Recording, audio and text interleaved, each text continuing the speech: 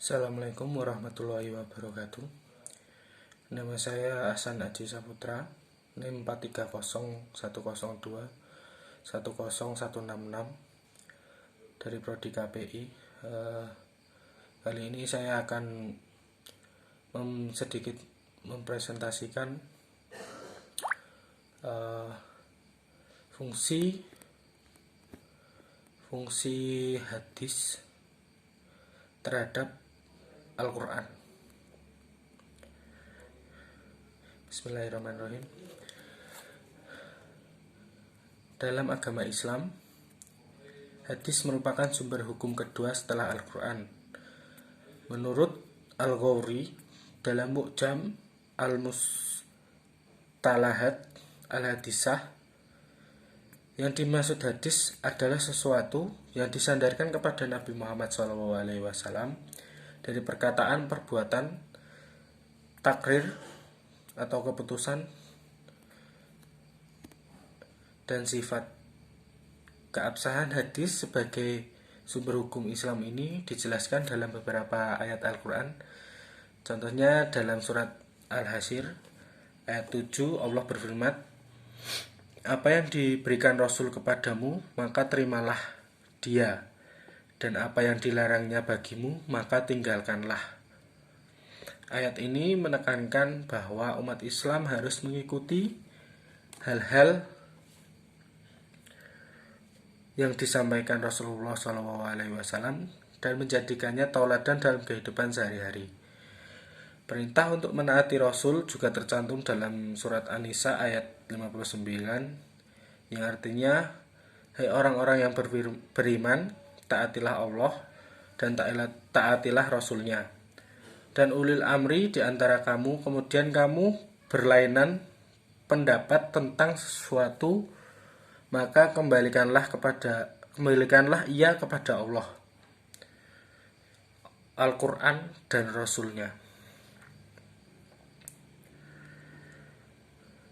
Fungsi hadis terhadap Al-Quran.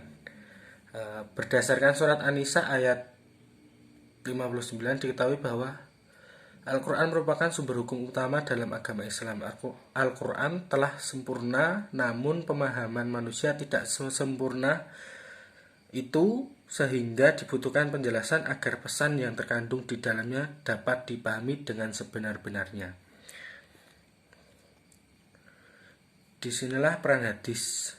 Melansir dari jurnal Fungsi Hadis terhadap Al-Quran karya Hamdani Khairul Fikri, berikut ini adalah fungsi-fungsi hadis. Bayan takrir atau memperjelas isi Al-Quran. Bayan takrir artinya hadis berfungsi untuk menetapkan atau memantapkan dan mengokohkan apa yang telah ditetapkan Al-Quran sehingga maknanya tidak perlu dipertanyakan lagi. Contohnya seperti dalam surat Al-Maidah ayat 6 yang berbunyi, "Hai orang-orang yang beriman, apabila kamu hendak mengerjakan sholat, maka basuhlah muka dan tanganmu sampai dengan siku, dan sapulah kepalamu, dan basuh kakimu sampai dengan kedua mata kaki." Kemudian Nabi Muhammad SAW memperjelasnya. Rasulullah SAW bersabda, tidak diterima sholat seseorang yang berhadas sampai ia berwudu. Hadis riwayat Bukhari dan Abu Hurairah.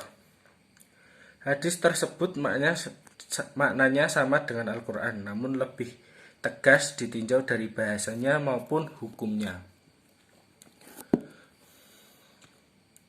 Kemudian bayan tafsir atau menafsirkan isi Al-Quran.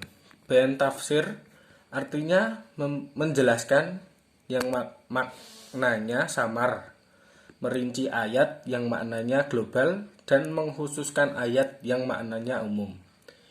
Terdapat kurang lebih 67 ayat Al-Quran yang berisi perintah sholat, namun tidak terdapat rincian bagaimana cara mendirikan sholat tersebut.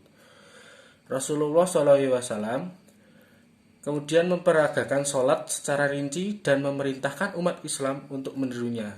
Contohnya seperti ini. "Sholatlah kalian seperti kalian melihat aku sedang sholat."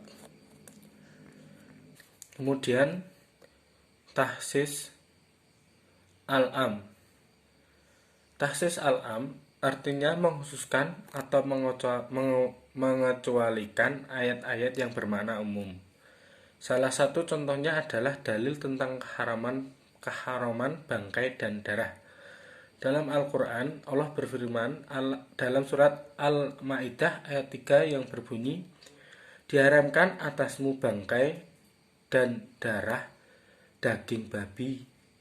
Kemudian Rasulullah mengecualikan darah dan bangkai tertentu. Beliau bersabda, telah dihalalkan kepada kita dua macam bangkai,